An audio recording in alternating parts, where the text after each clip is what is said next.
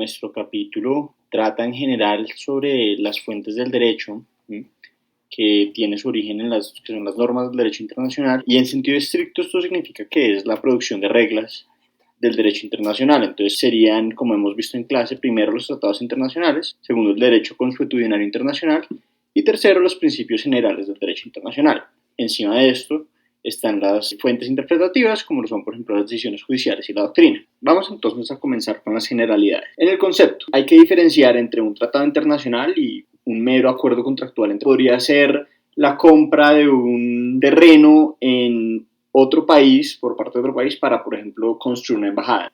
Eso no es un tratado internacional, eso es un mero acuerdo contractual. Sabemos que la subjetividad principal recae en los estados y las organizaciones internacionales. Entonces, habiendo visto las partes, hablemos entonces un poco del objeto.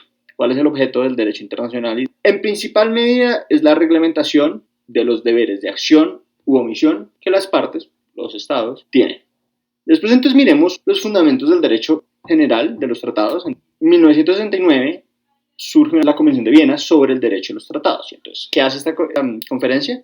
Coge todo ese derecho consuetudinario y codifica las reglas vigentes. Si uno quiere decir cómo se hace un tratado, pues tiene que ir a mirar ese tratado sobre los tratados. En 1986 se elabora un segundo tratado de Viena que regularía entonces los tratados entre estados y organizaciones internacionales.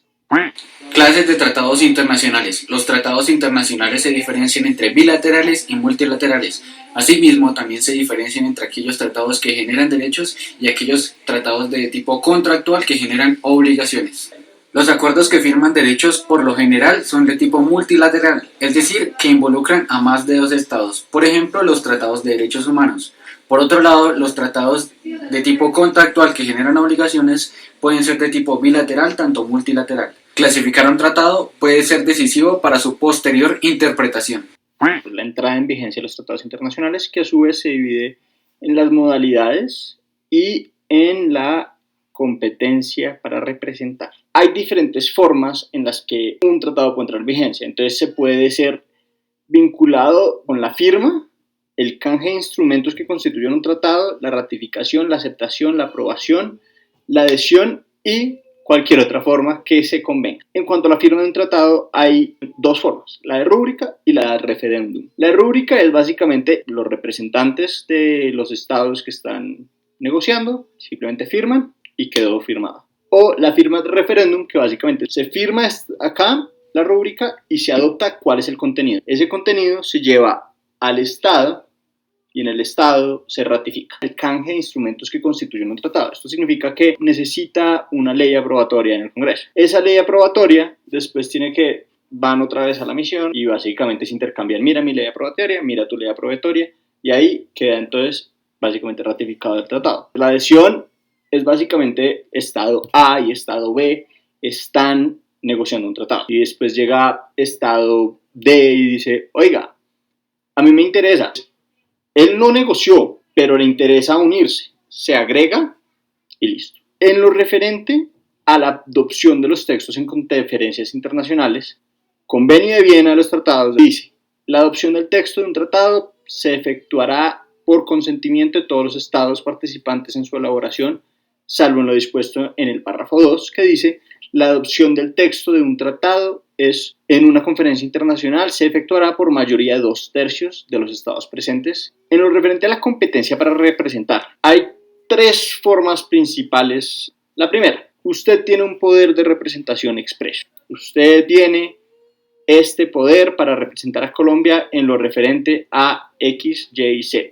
Y finalmente, lo que se dice que es el estatus especial, que en general es el jefe de Estado, el jefe de gobierno, el ministro de Relaciones Exteriores y el jefe de misión. Hablemos ahora entonces de los efectos jurídicos. Y para hacerlo lo vamos a dividir en 4 partes. La primera, el cumplimiento de buena fe. La segunda, el ámbito de validez territorial. La tercera, qué pasa si hay una concurrencia de varios tratados. Y por último, cómo funcionan los tratados y los terceros estados. El cumplimiento de buena fe. Básicamente, esto significa pacta sunt servanda. No se puede entonces invocar el derecho interno para dejar de cumplir los derechos que surgen del tratado. Segundo, el ámbito de validez territorial. Los tratados internacionales se extienden a la totalidad del territorio. La concurrencia de varios tratados.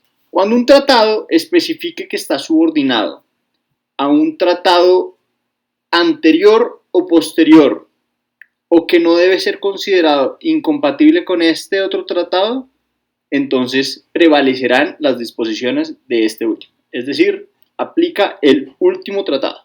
Y finalmente, hablemos de los tratados y los terceros. Los tratados no generan como regla general derechos o deberes en los terceros. Los tratados internacionales pueden crear un ordenamiento de carácter general que se aplique también a los estados que no son miembros, solo en dos casos. Primero, el estatus de un territorio. El Tratado del Antártico de 1959 se le aplica a todo el mundo. Entonces, y quizás más importante, paz mundial y seguridad internacional para no miembros de la ONU. Los miembros van básicamente a obligar a los no miembros a comportarse de acuerdo a las reglas del derecho internacional frente a la paz mundial y la seguridad internacional.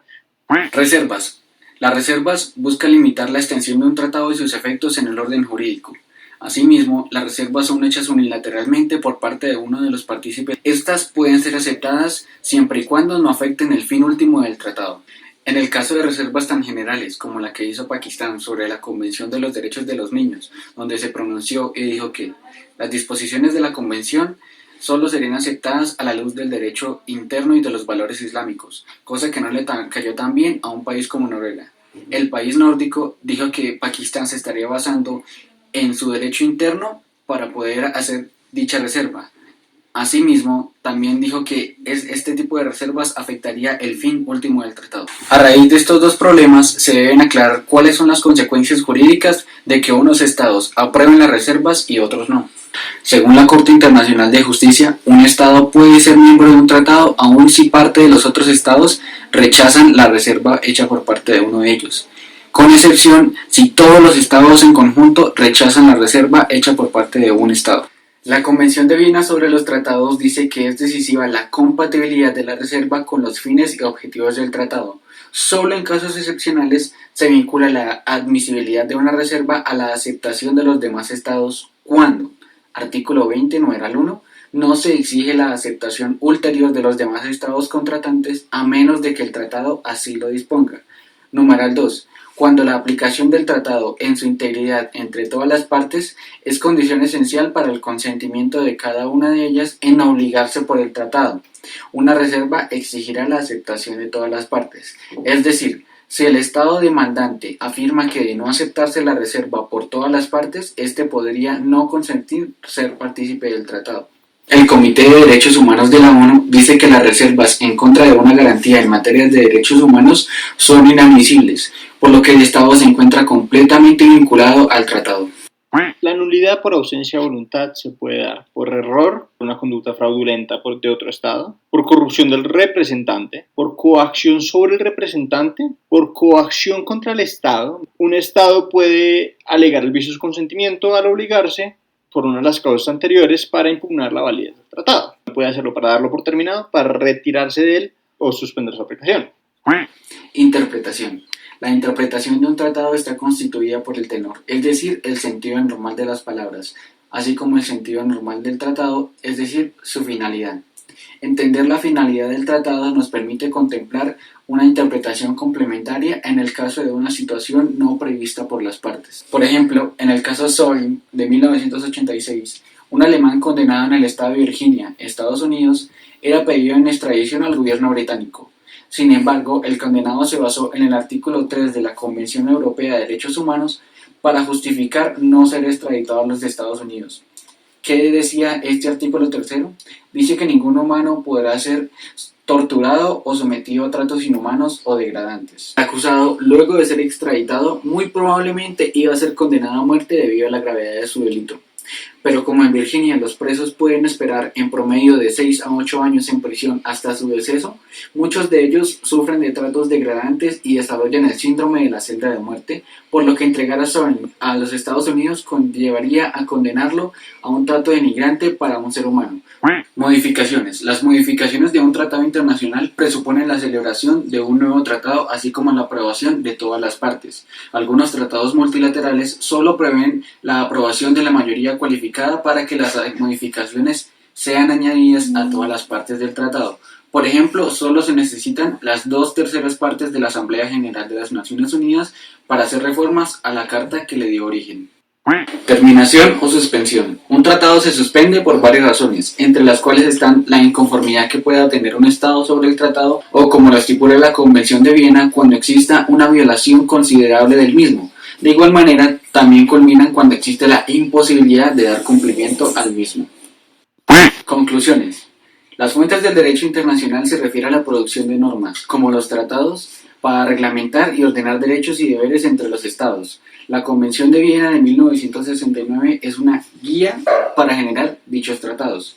Una vez entra en vigencia un tratado, no se puede alegar una norma del derecho interno para el no cumplimiento de un tratado. Los tratados involucran a terceros solo en ciertos casos, como por ejemplo la Carta de la ONU obliga a todos los estados a regirse por el derecho internacional. Las reservas de un tratado multilateral pueden ser aceptadas siempre y cuando no afecte el fin último del tratado. Una correcta interpretación de este nos permite solucionar hechos futuros no previstos por las partes. Gracias.